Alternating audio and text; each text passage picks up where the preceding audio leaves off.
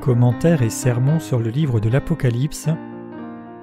L'âge de l'Antéchrist, du martyre, de l'enlèvement et du royaume millénaire arrive-t-il ? Volume 1 de Paul Sejong.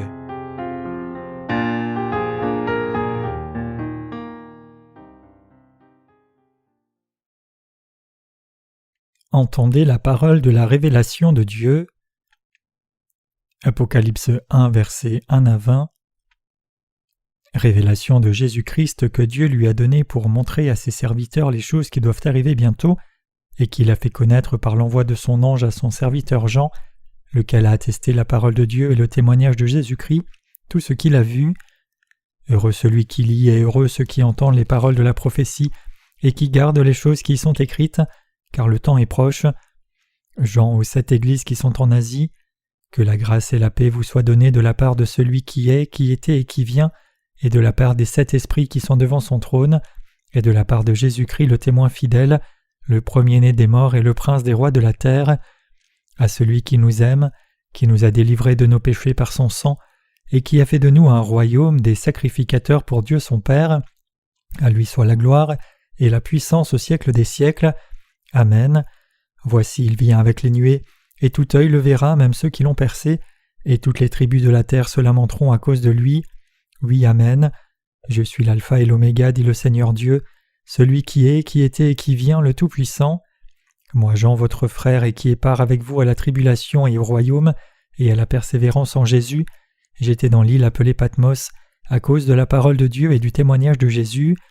Je fus ravi en esprit au jour du Seigneur, et j'entendis derrière moi une voix forte, comme le son d'une trompette qui disait « Ce que tu vois, écris-le dans un livre et envoie-le aux 7 églises, à Éphèse, à Smyrne, à Pergame, à Thyatire, à Sardes, à Philadelphie et à Laodicée. » Je me retournai pour connaître quelle était la voix qui me parlait, et après m'être retourné, je vis 7 chandeliers d'or, et au milieu des 7 chandeliers quelqu'un qui ressemblait à un fils d'homme, vêtu d'une longue robe et ayant une ceinture d'or sur la poitrine.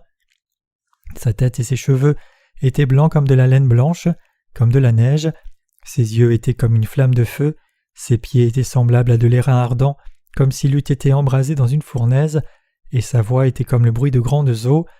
Il avait dans sa main droite 7 étoiles, de sa bouche sortait une épée aiguë à 2 tranchants, et son visage était comme le soleil lorsqu'il brille dans sa force. Quand je le vis, je tombai à ses pieds comme mort. Il posa sur moi sa main droite en disant « Ne crains point, je suis le premier, le dernier et le vivant. J'étais mort et voici je suis vivant au siècle des siècles. Je tiens les clés de la mort et du séjour des morts.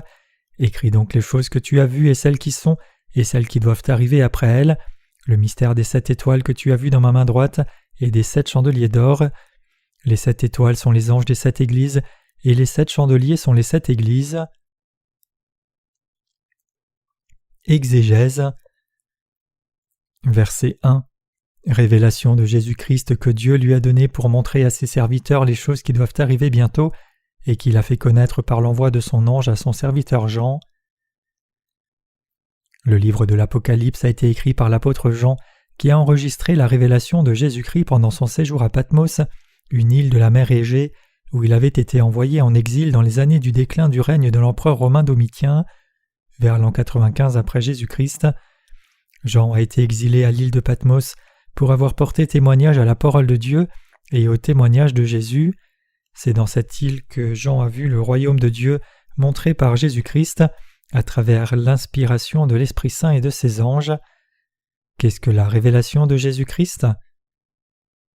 Par la révélation de Jésus, il est signifié que Dieu nous reverrait par son représentant Jésus-Christ ce qui arrivera à ce monde et au royaume des cieux dans l'avenir. Qui est Jésus fondamentalement ? Il est le Dieu créateur et le Sauveur qui a délivré l'humanité des péchés du monde. Jésus-Christ est le Dieu du royaume à venir, le révélateur qui nous montre tout ce nouveau monde à venir et le représentant de Dieu le Père. Par la parole de révélation enregistrée par Jean, nous pouvons voir comment Jésus traitera le vieux monde et ouvrira le nouveau. Verset 2. Lequel a attesté la parole de Dieu et le témoignage de Jésus-Christ, tout ce qu'il a vu. Jean pouvait témoigner particulièrement de la parole de vérité parce qu'il a vu ce que Jésus-Christ ferait dans l'avenir comme représentant de Dieu le Père. Jean a vu et entendu ce qui serait accompli par Jésus-Christ, et comme tel il pouvait témoigner de toutes ces choses. Verset 3. Heureux celui qui lit et ceux qui entendent les paroles de la prophétie et qui gardent les choses qui y sont écrites, car le temps est proche. Il est dit ici qu'ils sont bénis ceux qui lisent et entendent la parole de Dieu attestée par Jean. Qui est béni ? Tout d'abord, ce sont les croyants qui sont devenus le peuple de Dieu en étant délivrés de tous leurs péchés grâce à leur foi dans la parole de Dieu. Seuls les saints peuvent être bénis parce qu'ils sont ceux qui lisent, entendent et retiennent le témoignage de la parole de Dieu, toutes les choses qui vont venir par Jésus-Christ rapportées par Jean. Ceux qui sont devenus les saints de Dieu recevront de cette façon les bénédictions du ciel en entendant la parole de Dieu et en gardant la foi en lui. Si Dieu ne nous avait pas prévenus par Jean du secret de la vérité de tout ce qui doit venir sur cette terre et au ciel, comment les saints pourraient-ils jamais l'entendre et le voir ? Comment pourraient-ils avoir eu la bénédiction de savoir à l'avance et de croire dans tous les changements que le monde subit ? Je remercie et rends gloire à Dieu de nous avoir montré par Jean tout ce qui attend cette terre et le ciel. Dans notre temps présent, bénis sont en effet ceux qui peuvent lire et voir de leurs propres yeux la parole de révélation de Dieu par Jésus-Christ. Verset 4.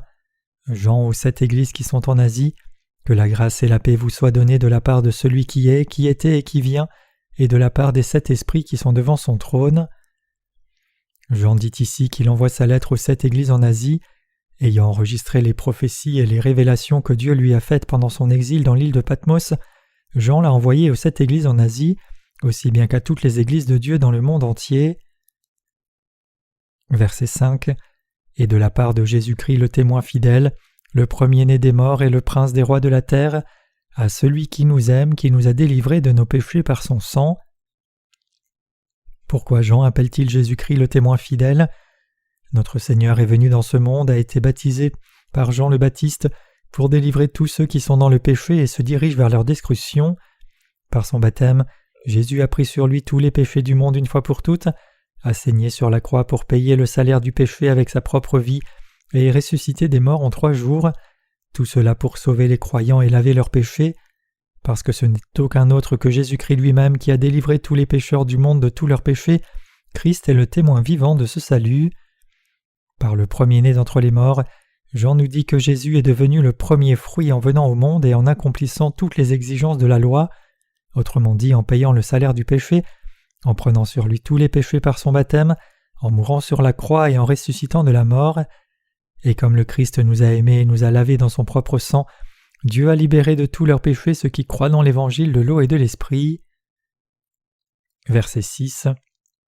Et qui a fait de nous un royaume, de sacrificateurs pour Dieu son Père, à lui soit la gloire et la puissance au siècle des siècles. Amen. Comme représentant de Dieu le Père, Jésus est venu dans le monde dans la chair et sauva les pécheurs par son baptême et son sang sur la croix. Par ses actes de grâce, le Christ nous a nettoyés et fit de nous le peuple et les prêtres de Dieu. Au Père qui nous a donné ses bénédictions de sa grâce merveilleuse, et au Fils qui est son représentant et notre Sauveur, que toute la gloire, la louange et action de grâce lui soient rendues pour toujours et à jamais. Le but de l'incarnation du Christ était de faire de nous le peuple et les prêtres du royaume de Dieu pour le Père. Nous avons été faits rois, autrement dit du royaume du ciel où nous vivrons éternellement avec Dieu. Verset 7. Voici, il vient avec les nuées, et tout œil le verra, même ceux qui l'ont percé, et toutes les tribus de la terre se lamenteront à cause de lui. Oui, Amen. Il est dit ici que le Christ viendra sur les nuées, et j'y crois absolument. Ce n'est pas une histoire de science-fiction, c'est la prophétie selon laquelle Jésus-Christ retournera en effet sur cette terre du ciel. Il est aussi dit ici que même ceux qui l'ont percé le verront. Qui sont ceux-ci ? Ceux-ci sont ceux qui ont vu la parole de l'eau et de l'esprit comme l'une des nombreuses doctrines religieuses du monde, même quand cette parole a le pouvoir de tous les sauver. Quand le Christ reviendra, ceux qui l'ont percé avec leur incrédulité pleureront sûrement, ils crieront et peineront parce que le temps qu'ils se rendent compte que l'évangile de l'eau et de l'esprit est en effet l'évangile de la rédemption et de la délivrance de leurs péchés, et que Jésus a été baptisé par Jean pour prendre sur lui tous les péchés du monde, ce sera trop tard pour eux. Verset 8. Je suis l'alpha et l'oméga, dit le Seigneur Dieu, celui qui est, qui était et qui vient, le Tout-Puissant. Par l'alpha et l'oméga, Jean nous dit que notre Seigneur est juge de ce qui est le commencement et la fin de l'univers entier, et que l'histoire de l'humanité est déjà écrite. Le Seigneur reviendra pour récompenser les justes et jugera les pécheurs. Il est Dieu Tout-Puissant qui jugera les péchés des gens et récompensera la justice de ceux qui croient dans sa justice. Versets 9 à 10. Moi Jean votre frère, et qui ai part avec vous à la tribulation et au royaume, et à la persévérance en Jésus, j'étais dans l'île appelée Patmos à cause de la parole de Dieu et du témoignage de Jésus. Je fus ravi en esprit au jour du Seigneur, et j'entendis derrière moi une voix forte comme le son d'une trompette. Le mot frère est employé quand des camarades croyants s'appellent les uns les autres. Dans l'Église née de nouveau de Dieu, ceux qui sont devenus une famille en croyant dans l'Évangile de l'eau et de l'Esprit s'appellent comme des frères et des sœurs, et ces titres nous sont donnés par notre foi dans l'Évangile de l'eau et de l'Esprit. Le jour du Seigneur se réfère ici au jour après le sabbat, quand Jésus est ressuscité des morts. C'est ce jour de la semaine que Jésus fut ressuscité, et c'est pourquoi nous appelons dimanche le jour du Seigneur.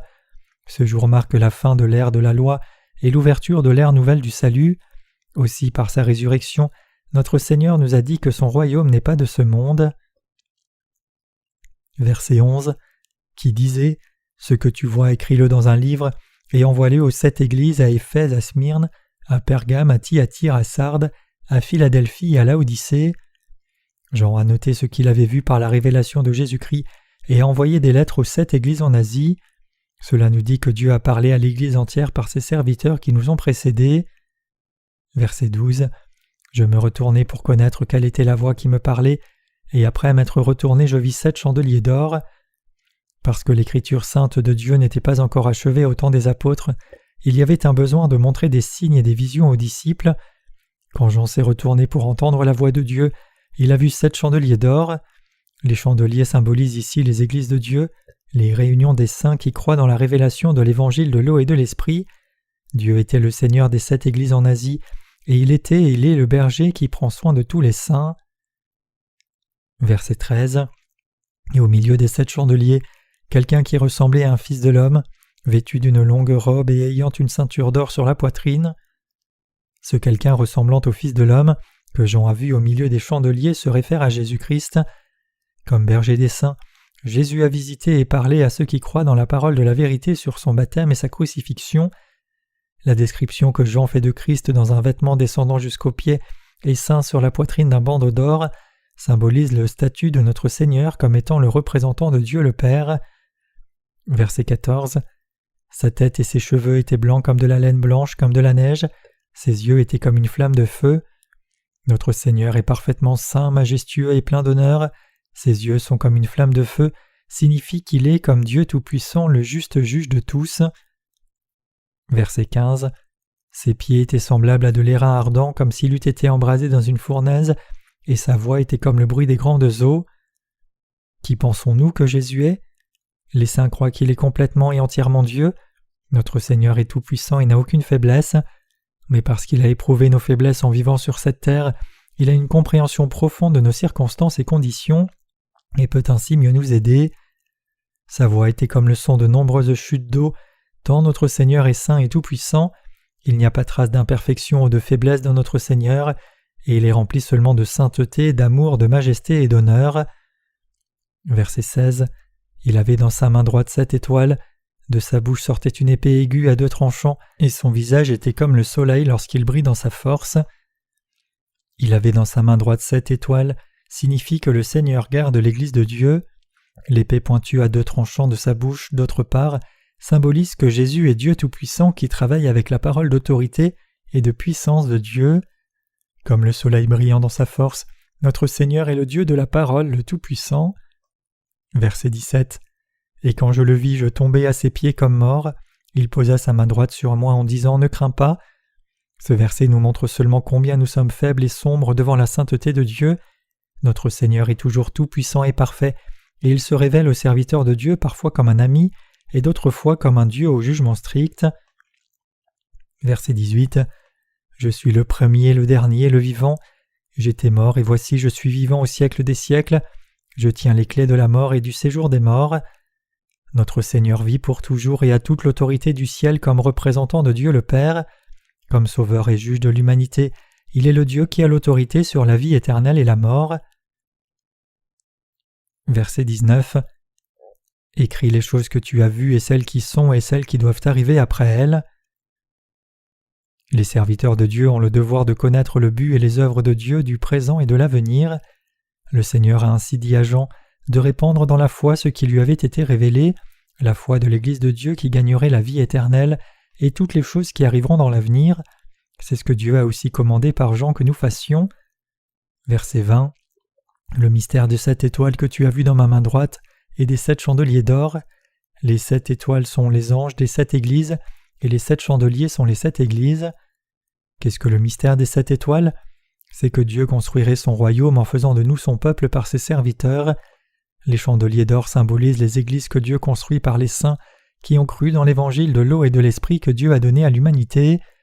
Par ses serviteurs et ses églises, Dieu a montré aux croyants quel est son but et ce qu'il attend de ce monde dans l'avenir. Par la parole de la révélation qu'il a montrée à Jean et lui a fait retenir, nous aussi verrons bientôt ses œuvres de nos propres yeux. Je remercie et loue Dieu de sa providence divine qui a révélé toutes les choses qui viendront à passer en ce monde.